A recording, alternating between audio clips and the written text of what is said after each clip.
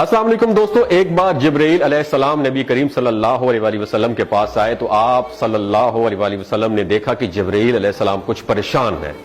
آپ صلی اللہ علیہ وآلہ وسلم نے فرمایا جبرائیل کیا معاملہ ہے کہ آج میں آپ کو غمزدہ دیکھ رہا ہوں؟ تو جبرائیل علیہ السلام نے عرض کی، اے محبوب، کل میں اللہ پاک کے حکم سے جہنم کا نظارہ کر کے آیا ہوں، اس کو دیکھنے سے مجھ پہ غم کے آثار نمودار ہو رہے ہیں۔ نبی کریم صلی اللہ علیہ وسلم نے فرمایا کہ جبرائیل مجھے بھی جہنم کے حالات بتاؤ۔ جبرائیل نے عرض کی، جہنم کے کل 7 درجے ہیں اور ان میں سے جو سب سے نیچے والا درجہ ہے اللہ ان میں منافقوں کو رکھے گا، اس سے اوپر والے 6 درجے میں اللہ تعالیٰ مشرک لوگوں کو ڈالیں گے، اس سے اوپر 5ویں درجے میں اللہ سورج اور چاند کی پرستش کرنے والوں کو، عبادت کرنے والوں کو ڈالیں گے، 4تھے درجے میں اللہ پاک آتش پرست لوگوں کو ڈالیں گے، اور 3رے درجے میں اللہ پاک یہود کو ڈالیں گے، 2 درجے میں اللہ تعالیٰ عیسائیوں کو ڈالیں گے۔ یہ کہہ کر جبرائیل علیہ السلام خاموش ہو گئے تو نبی کریم صلی اللہ علیہ وسلم نے پوچھا، جبرائیل آپ خاموش کیوں ہو گئے؟ مجھے بتاؤ کہ پہلے درجے میں کون ہوگا؟ جبرائیل علیہ السلام نے عرض کیا کہ اے اللہ کے رسول، پہلے درجے میں اللہ پاک آپ کی امت کے گناہگاروں کو ڈالیں گے۔ جب نبی کریم صلی اللہ علیہ وسلم نے سنا کہ میری امت کو بھی جہنم میں ڈالا جائے گا تو آپ بے حد غمگین ہو گئے اور آپ نے اللہ کے حضور دعائیں کرنا شروع کر دی۔ 3 دن ایسے گزرے کہ اللہ کے محبوب مسجد میں نماز پڑھنے کے لیے تشریف لاتے، نماز پڑھ کر حجرے میں تشریف لے جاتے اور دروازہ بند کر کے اللہ کے حضور رو رو کا دعائیں فرماتے۔ صحابہ حیران تھے کہ نبی کریم صلی اللہ علیہ وآلہ وسلم پر یہ کیفیت کیسے طاری ہوئی ہے، مسجد سے حجرے جاتے ہیں، گھر بھی تشریف لے کر نہیں جا رہے۔ جب 3را دن ہوا تو سیدنا ابو بکر صدیق رضی اللہ تعالیٰ عنہ سے رہا نہیں گیا، وہ دروازے پر آئے اور دستک دی اور سلام کیا، لیکن سلام کا جواب نہیں آیا۔ آپ روتے ہوئے سیدنا عمر رضی اللہ تعالیٰ عنہ کے پاس آئے اور فرمایا کہ میں نے سلام کیا لیکن سلام کا جواب نہیں پایا، لہٰذا آپ جائیں، ہو سکتا ہے آپ کو سلام کا جواب مل جائے۔ آپ گئے تو آپ نے 3 مرتبہ سلام کیا لیکن سلام کا جواب نہ آیا۔ حضرت عمر رضی اللہ تعالیٰ عنہ نے سلمان فارسی کو بھیجا لیکن پھر بھی سلام کا جواب نہیں آیا۔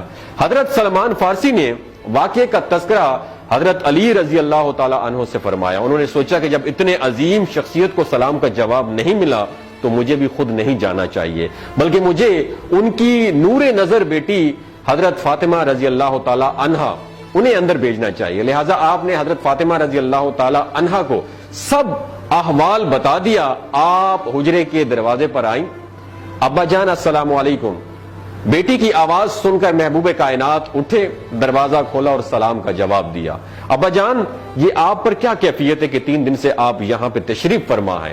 نبی کریم صلی اللہ علیہ وسلم نے فرمایا کہ جبرائیل نے مجھے آگاہ کیا ہے کہ میری امت بھی جہنم میں جائے گی۔ فاطمہ بیٹی، مجھے اپنی امت کے گناہگاروں کا غم کھائے جا رہا ہے اور میں اپنے مالک سے دعائیں کر رہا ہوں کہ اللہ ان کو معاف کر دے اور جہنم سے بری کر دے۔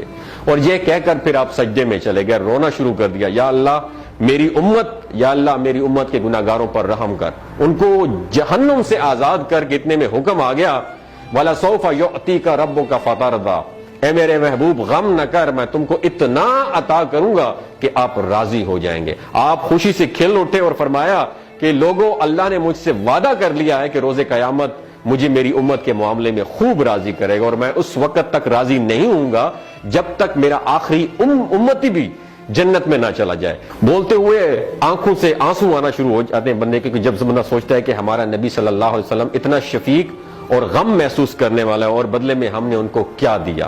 آپ کا 1 سیکنڈ اس ویڈیو کو دوسرے لوگوں تک پہنچانے کا سورس ہے۔ میری آپ سے عاجزانہ اپیل ہے کہ لا حاصل اور بے مقصد پوسٹیں ہم شیئر کرتے رہتے ہیں، لیکن آج اپنے نبی کی رحمت کا یہ پہلو کہیں ہم سے مس نہ ہو جائے۔